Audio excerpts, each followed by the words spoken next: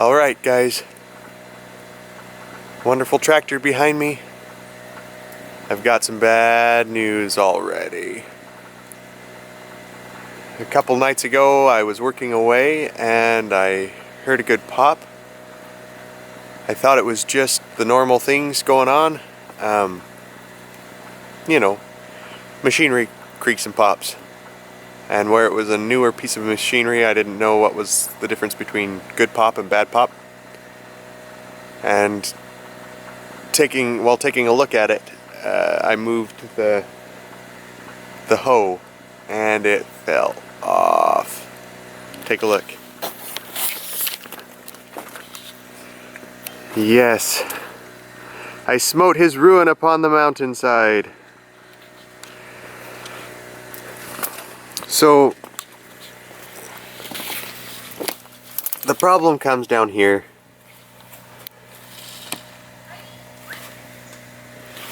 You can see the way this is built. It's got a pin on the top and on the bottom that go between this point and this one down here. And in the past, they've had, whoever owned this before had trouble, and they did a really awful job fixing it. You can tell that weld was junk, and it just came apart. And there's nothing to hold it, so it tipped over. Luckily, it doesn't seem like I've broken any of these hydraulic lines. The fittings in there seem good and tight still, and if anything, this chain has been stretched a little. So tomorrow morning the guys from John Deere will come and pick it up to take it back and do some service to it. This is a little hard for me because, well, I'm used to being so far out and about and then having a shop full of tools. Repairs had to be done yourself, and you did them yourself. I just spent a lot of money on this tractor and I've already broken it, and now somebody has to come out and fix it for me. It's just like one thing after next. But they'll come and they'll pick it up. I don't have the means to transport this right now, and they'll fix it and bring it back. So that's what I've got to have. So that's what I'm gonna do. I could be angry that it broke, but any of you who don't understand machinery, you need to know it breaks. If you bought a brand new tractor, it shouldn't break like this behind me, but it really could. It's not like a car that you buy and you drive down the road exactly as it's designed to drive, you know. It's designed for comfort and pleasure. This is a working machine, and you're dragging it through dirt and rocks and digging and hard things. Hard for any piece of equipment. Brand new pieces of equipment break down. Old pieces of equipment break down. So I am not angry. A little bit sad, frustrated that it happened right at the great time that it did, but not angry. So I guess this tractor will just sit here until the people come to pick it up and fix it, and I'll film that when it happens.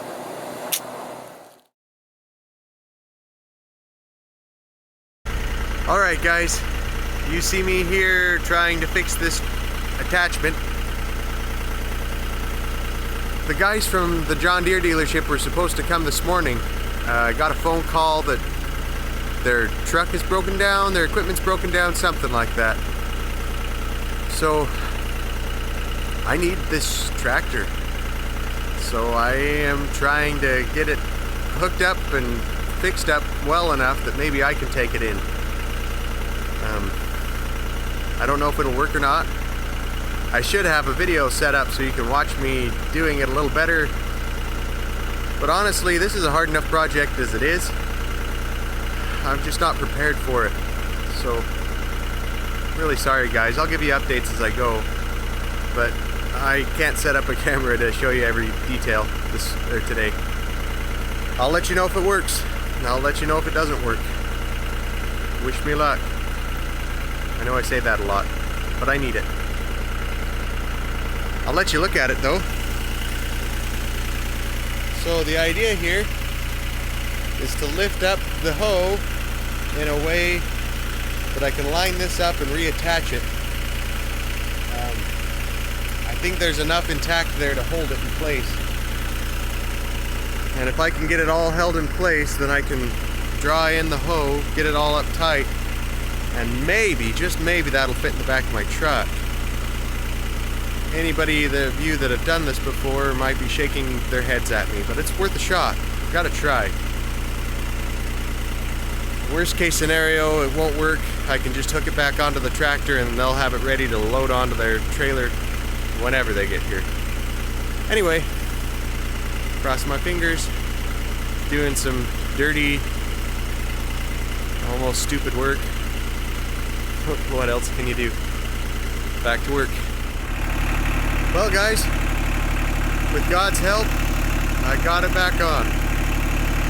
And I'm showing it to you now because who knows how long it's going to stay on. It's living on a prayer right now. Hopefully when the guys from John Deere come, we can load it right up on their trailer and it won't fall off. It won't fall off on the way to the trailer or on the way to the store. It's living on a prayer right now. But, hooray, look, there it is. Woo! All back together, one piece. I've had a big headache through this whole deal. It's never fun to mechanic with a headache. But look, here's my mechanic proof. Yay, proof that I've been mechanicking.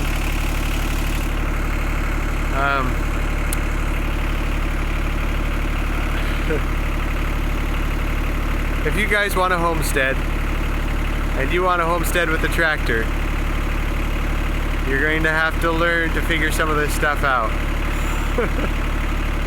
Just saying. Anyway, I'll see you on the other side.